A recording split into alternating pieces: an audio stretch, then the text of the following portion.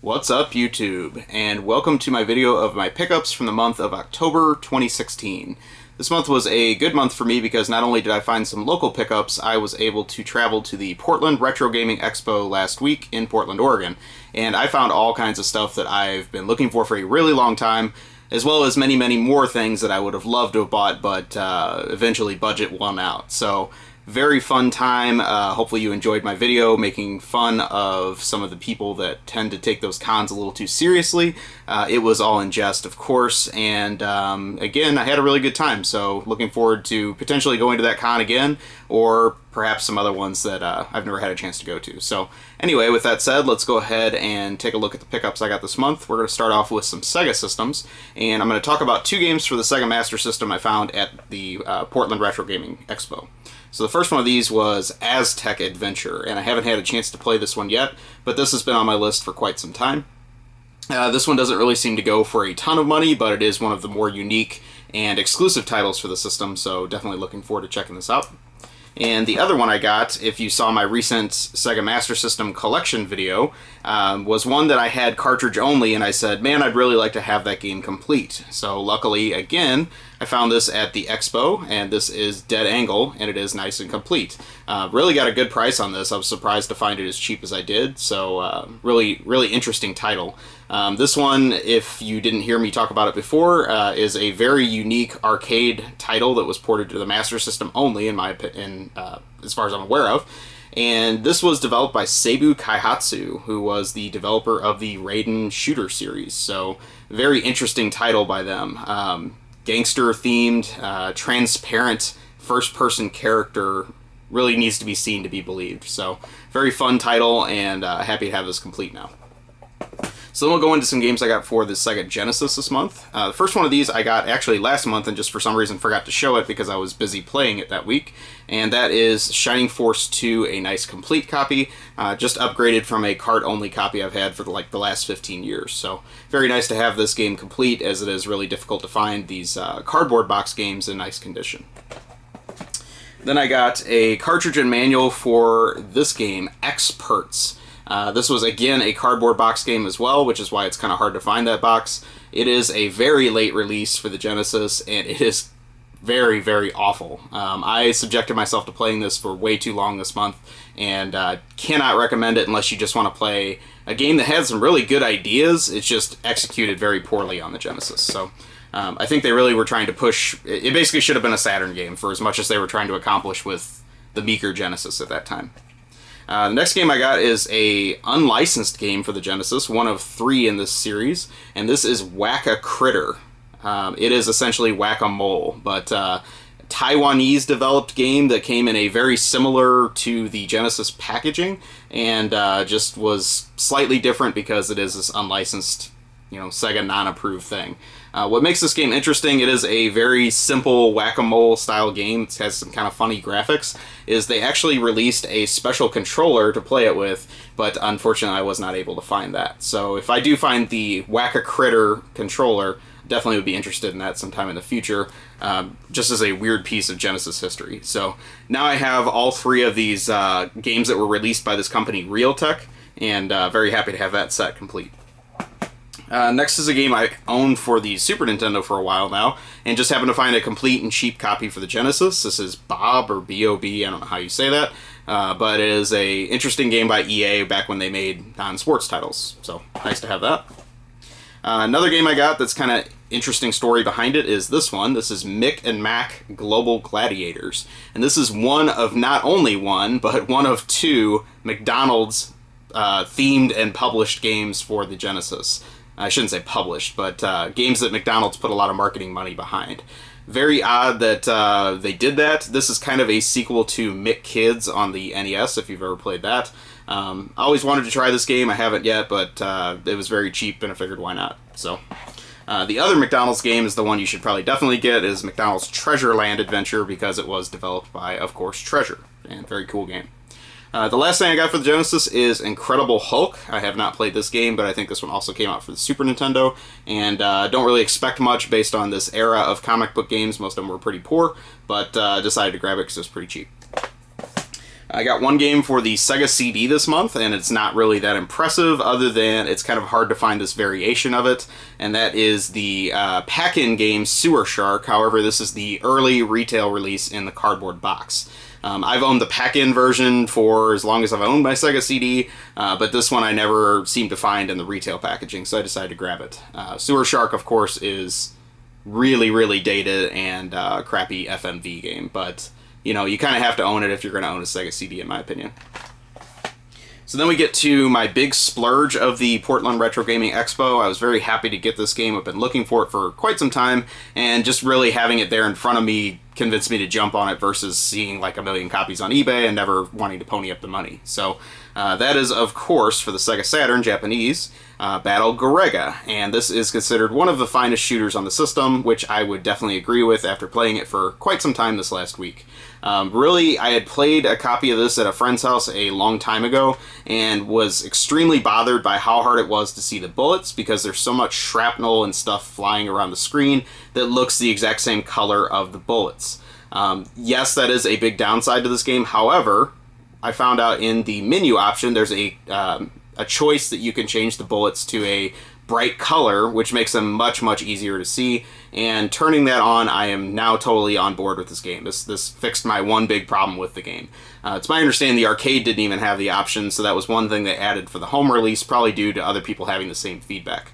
But as far as a rising shooter, this is probably one of the best ones out there, and I understand it's getting a PS4 digital release very soon, but to me, I'd much rather just have this physical copy that one won't have, as far as I know. So anyway, very happy to get this game. It is expensive, but it was worth the money in my opinion because it is a lot of fun to play. I also got one game for the TurboGrafx, and it is a Turbo CD game. This is one that I've been looking for a really long time. I've owned it on the Sega Genesis for a long time, but I never had the Turbo version, and that is Valis 3, with this very mannish Valis on the cover. Very happy to get this game. Again, a Portland Retro Gaming Expo find, and was really happy to find this at a decent price, much better than I could have got it for on eBay, so very nice to have that.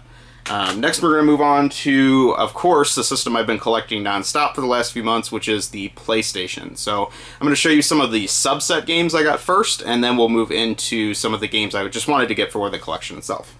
First, we're going to go over some games I got for the Fighter's Edge subset, which I am one game away from completing. I actually thought I was complete. I rechecked the list and realized that I need one other game. So if you have a Fighter's Edge version of Street Fighter EX plus Alpha, please contact me. I'm very interested. If not, I'll just continue to try to track that down. So that being said, I found 3 Fighter's Edge games that were very difficult to get this month, and 2 of these were at the Portland Con. So the first one of these is Darkstalkers: The Night Warriors. This one's very difficult to find because Darkstalkers was an early big box title, and this one came out as a re-release in the jewel case much, much later, beyond when people probably cared about this game, because Darkstalkers 3 was out at the same time, I believe. So very happy to get this very uncommon variation of this, and just a good one to have off the list. Another one I found online was Star Gladiator, and this one is a 3D fighting game by Capcom. Not very good, but very difficult to find, again, the Fighter's Edge variation of this one. And the last one I also got at the con, this is the original Street Fighter collection. Just a re-release of this in the different packaging, but has 3 classic Street Fighter games. You can also get this on the Saturn, and it's just a very difficult variant to find. So that being said, as soon as I get that last one off my list, I'll be sure to probably make a video on that subset because it interests me. I was around working in a video game store when those games released, and I remember a lot of the promotional material we got at the time, some of which I actually kept. So I'll be sure to show that off to you guys as soon as I finish that set. The other subset I've been working diligently on for the PlayStation is the long box games that got jewel case reissues, non-greatest hits, if that's not a mouthful. So I got several games that meet that criteria. I'm also getting down to the final 10 or 11 of those I need. A couple of those I think are just going to be complete nightmares to find, but that being said, I think a lot of these are very fun to collect, so very happy to get a lot of these off my list. First one of these is Off-World Interceptor Extreme. Have not played this yet, but I thought it was a little bit interesting because it is a racing game. However, it has a mature rating, so I don't really know what it is that is so graphic in this game that it got such a brutal rating, but that was kind of different to me, it seemed like. Next one is one of the early sports titles, NFL Game Day, a first-party Sony release, nothing special.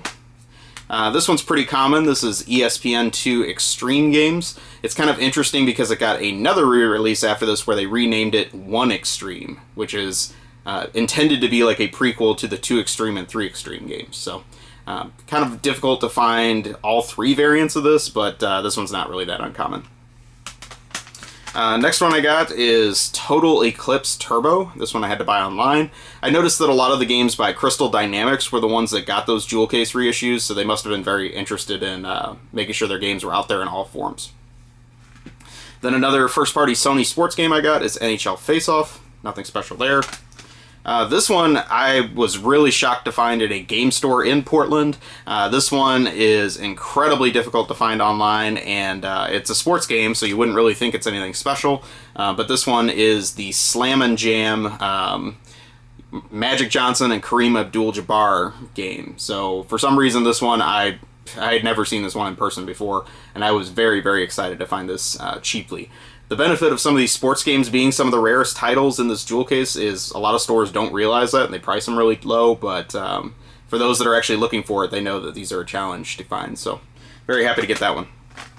Another one that was a little bit difficult to find was PO'd, and I do have the long box version of this already, but again, it's a Crystal Dynamics, or actually it's an Accolade game, so kind of unusual that this one got a reissue too, because I don't really think the first version of it sold very well, so just a little bit odd. This next one's very common. I see this one frequently. This is Panzer General. Early strategy game, not really my bag. Then we have Skeleton Warriors, another game I own the long box version of. Just was slightly difficult to find. I wouldn't say this one's super rare. This one is pretty difficult to get. This is Siberia. This one also came out on the Saturn, and just a early flight sim style game. I don't really know much about it, but difficult to find in the jewel case. Next is a very common one. This is Need for Speed. This also got a Greatest Hits jewel case version too. Nothing special there. And another one that's pretty easy to find is the Williams Arcade Hits. There were several of these, but this was the only one that was actually a long box title. The rest were all just jewel case only, so this is really the one that I was looking for. This one does have Joust on it, which I've always liked Joust, so looking forward to trying that out.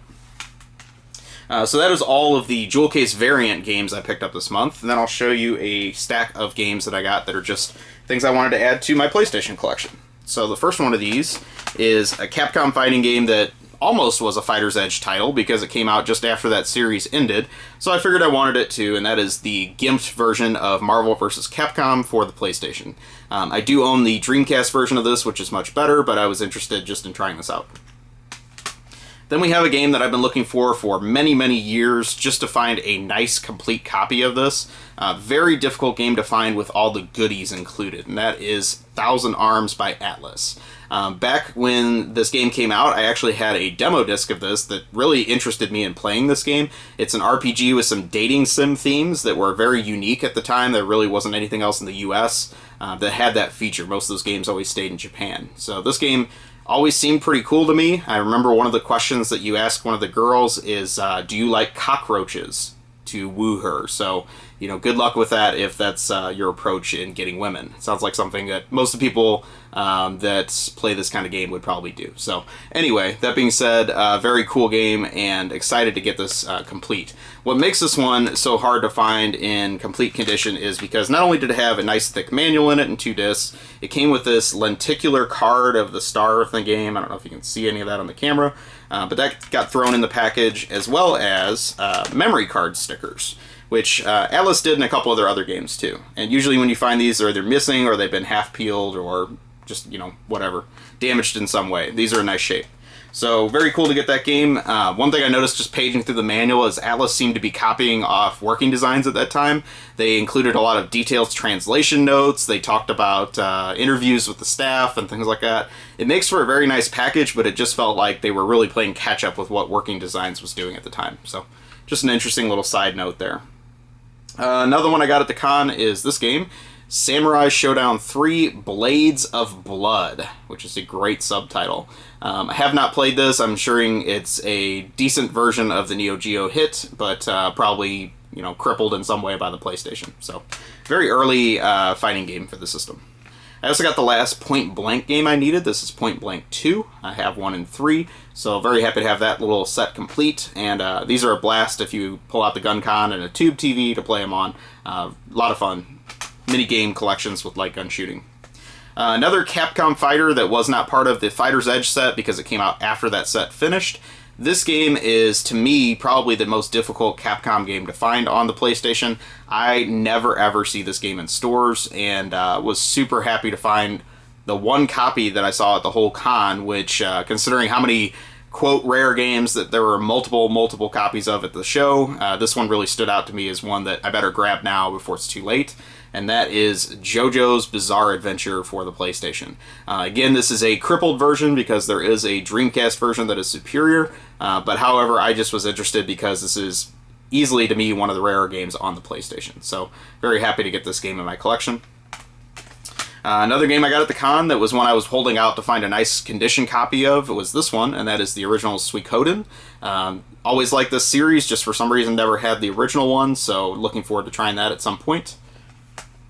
A game I picked up as an oddity is this one. This is Animaniacs 10-Pin Alley.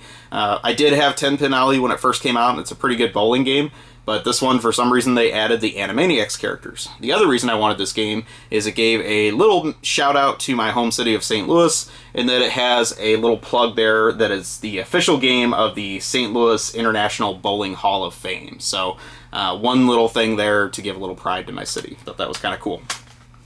Another game that I've surprisingly never owned for the PlayStation is this game, because I've owned the Saturn version since it came out and have played that tons of times for many years. But I decided I just wanted to get the PlayStation version too, and that is the classic Super Puzzle Fighter 2 Turbo. A game that for some reason seems to be getting a little more difficult to find now, even though this did get a reissue during the PlayStation lifespan. They never put it in greatest hits packaging, but it was repressed, which was kind of interesting, because I know this game was getting very hard to find there in its original press. But as far as I know, there's no way to tell the two pressings apart. Then we got another rare Capcom game. This is one that I just happened to grab cheaply, and that is Freestyle Borden 99, one of 2 snowboarding games they put out. Another thing I'm noticing is a lot of the early games put out by Acclaim on the system are pretty difficult to find, so I'm starting to snap those up as I see them. One of those is Dragonheart Fire and Steel. That have this game on the Saturn, but just a game based on the really bad movie, and I don't know, I don't see it often for the PS1. Then there is a very similar situation with this game, The Crow City of Angels. Again, have it on the Saturn, and it's not a good game, nor is it a good movie. I like the original Crow, but this one I didn't really like, so difficult game to find there.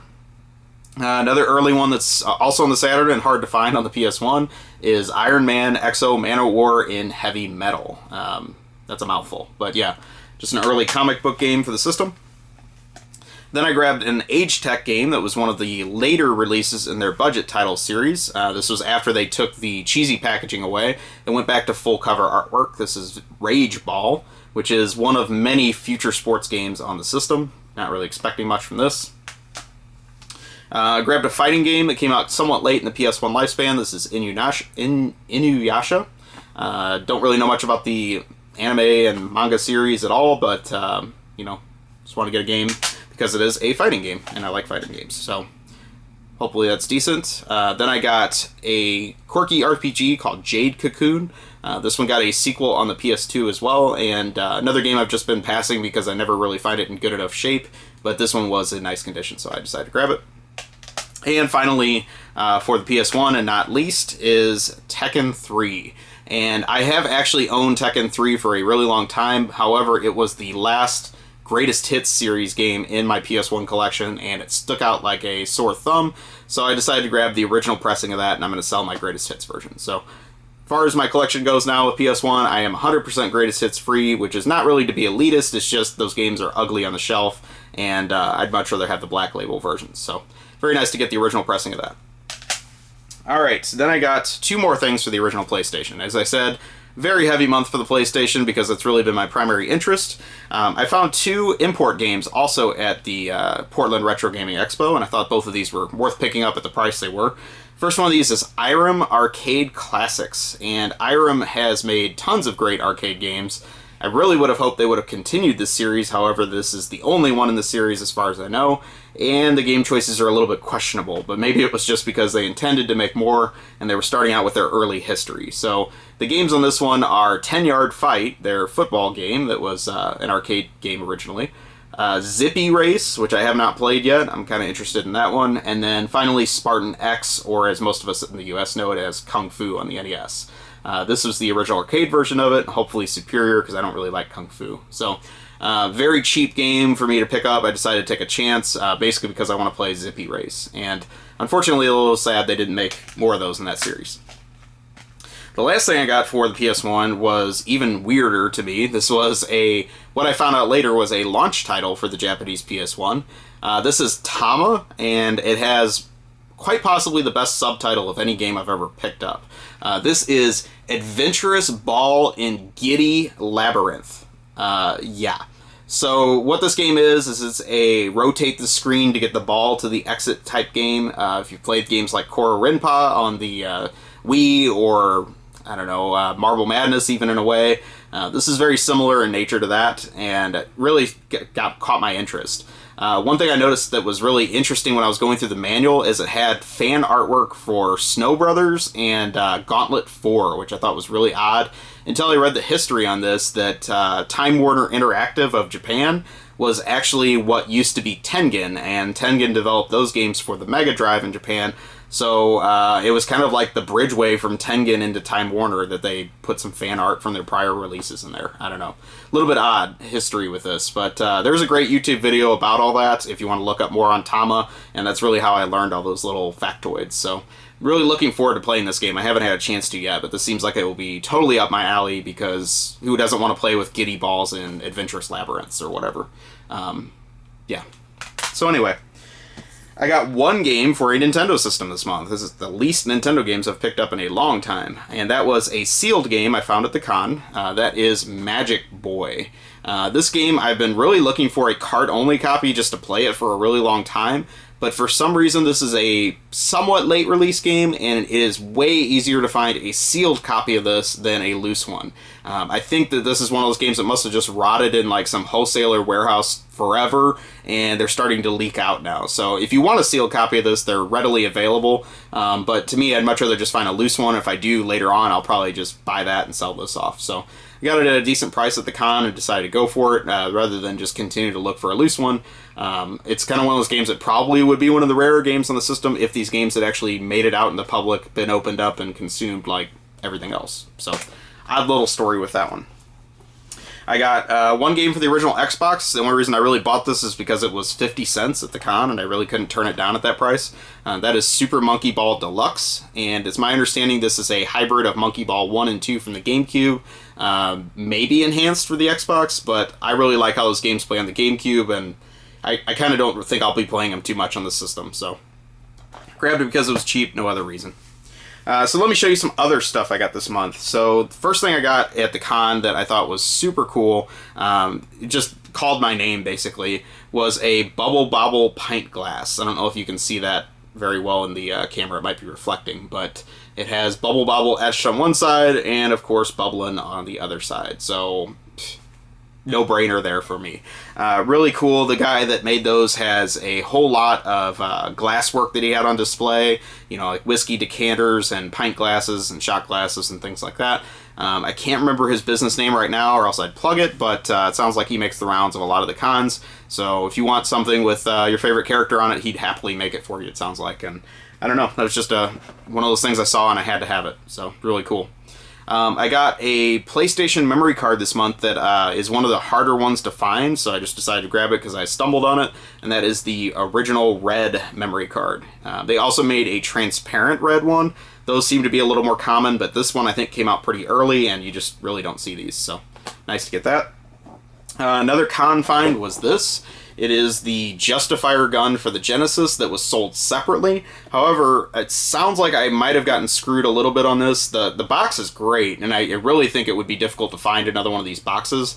However, this was supposed to be, I think, the second player gun, which plugs into the first player gun. And the second player gun is actually supposed to be a pink gun.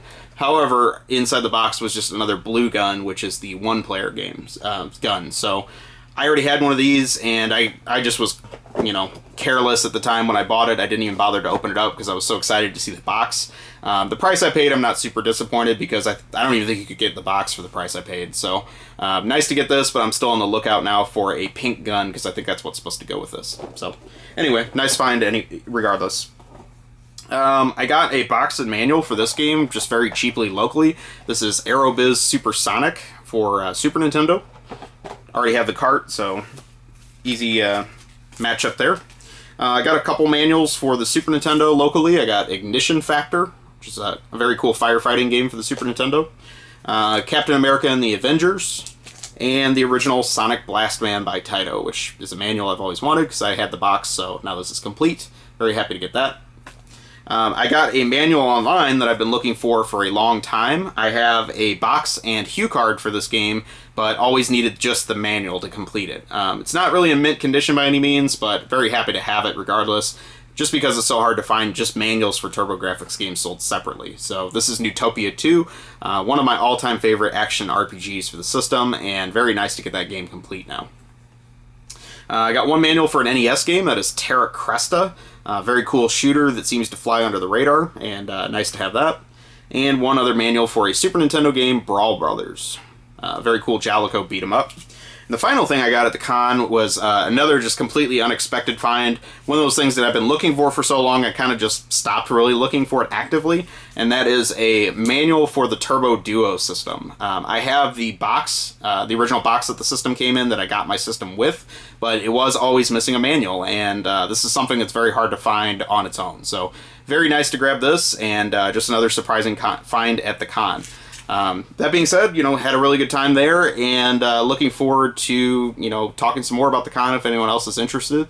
For those of you that took the time to watch all the way through this video, thanks for spending the time. Have a great day or night wherever you are. Please take a moment, like, comment, subscribe, and I will talk to you soon. Thank you.